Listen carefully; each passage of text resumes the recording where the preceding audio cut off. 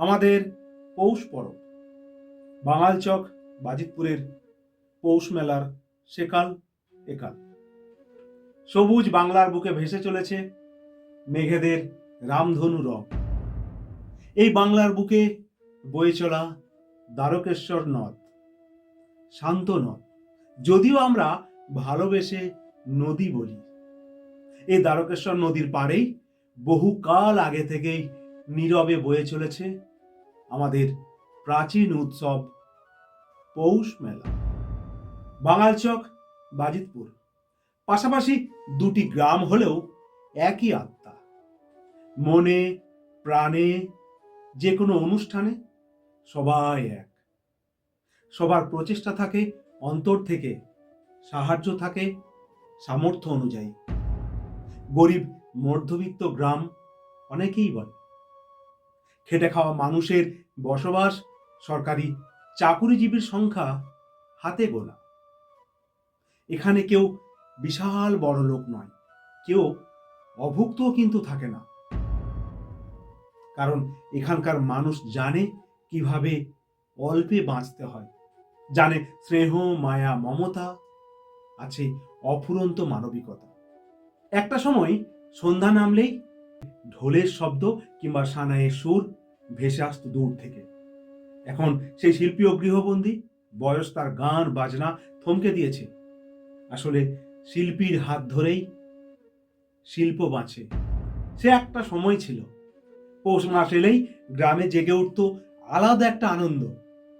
গরু মহিষের গাড়িকে সুন্দর করে সাজানো হতো, রঙিন কাপড়, পতাকা, রাংতা কাগজ, ফুলের মালা। সেই গাড়িতেই চড়ে পরিবার পরিজন নিয়ে আশেপাশের গ্রামগুলি থেকে মানুষের জনসমাগম হতো এই বাঙালচক বাজিতপুরের পৌষ মেলাতে। নুন্দুরি, পাঁচকোনা, টেনেটি, মৌরাই, ভগবানবাটি, বালসি, কবিরচক, ওদিকে পাত্রগাতি, কলাগ্রাম, রসুলপুর। অন্যদিকে চণ্ডীপুর গ্রাম থেকেও নদীর হাঁটু জল পেরিয়ে মানুষ আসতো দ্বারকেশ্বর নদীর এপারের আমাদের মেলাতে। উদ্দেশ্য একটাই, মকর স্নান, মেলা দেখা, কেনা বেচা করা।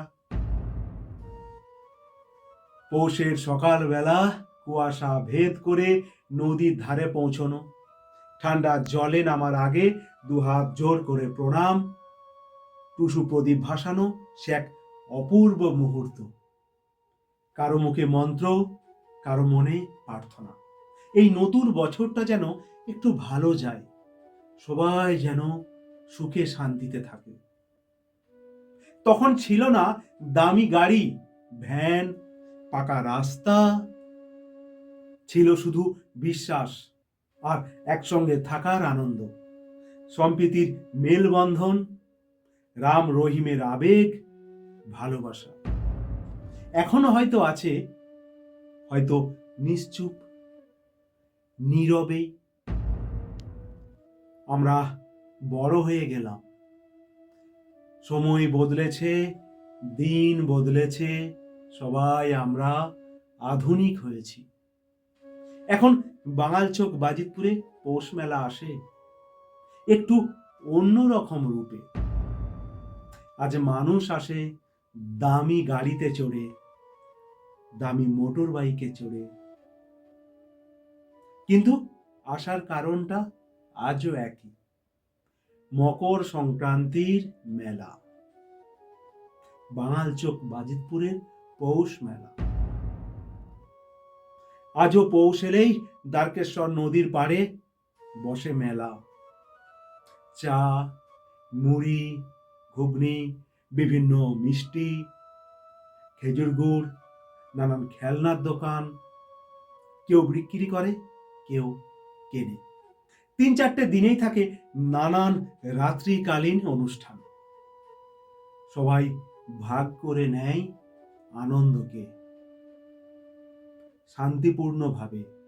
এই এলাকা চাষবাসের এলাকা, ধান, আলু, পাট, সবজি, মাটির সঙ্গে লড়াই করেই এখানকার মানুষ বাঁচে। দিনভর মাঠে খাটে, রোদে পড়ে, বৃষ্টিতে ভিজে,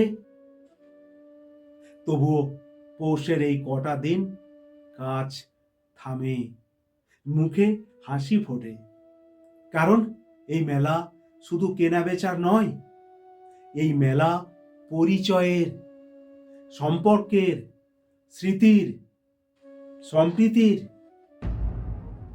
মেলায় নাম গান হয়। শ্রী চৈতন্য মহাপ্রভু আমাদের শিখিয়ে গেছেন, ভক্তি আসে মনের বিশ্বাসে, ভালোবাসায়, শ্রদ্ধায়। জাত ধর্মের বেড়াজালে উৎসব কখনো বন্দী হতে পারে না। এই মেলাকে সবাই শ্রদ্ধা করে, ভালোবাসে। এই মেলা সবার, এক প্রজন্ম থেকে আরেক প্রজন্মে এই মেলা বয়ে চলেছে দ্বারকেশ্বর নদীর জলস্রোতের মতোই। এখন শুধুই রাজনীতির আবহাওয়া। হয়তো আমরা একটু স্বার্থপর হয়েছি, তবে উন্নতি এসেছে, পরিবর্তন এসেছে, কিন্তু আত্মাটা আজও বদলায়নি। আজও মকর স্নানের ভোরে নদীর ধারে দাঁড়িয়ে একজন কৃষক ভাবে, ফসল ভালো হলে পরের বছর আবার আসব, অনেক খরচ করব এই মেলাতে। বাঙালচক বাজিতপুরের পৌষ মেলা আমাদের প্রমাণ করে, উন্নতি মানে শিকড় ভুলে যাওয়া নয়, উন্নতি মানে নিজের সংস্কৃতিকে সঙ্গে নিয়ে এগিয়ে যাওয়া। সম্প্রীতির স্পর্শ। দ্বারকেশ্বর বয়ে চলেছে, মানুষও বয়ে চলে বিশ্বাস, পরিশ্রম আর উৎসবের হাত ধরে। নমস্কার, আমি ছিলাম সমীর পণ্ডিত। আপনারা শুনলেন, দেখলেন সমীর পণ্ডিত মোটিভেশন। আমি আমার মতো করে চেষ্টা করেছি আমাদের ছোট থেকে দেখে আসা মেলাকে নিয়ে কিছু গল্প, কিছু কথাতে। ভালো লাগলে অবশ্যই লাইক, কমেন্ট, শেয়ার করবেন। আর যদি কিছু ভুল থাকে অবশ্যই কমেন্টে আপনারা মতামত জানাবেন।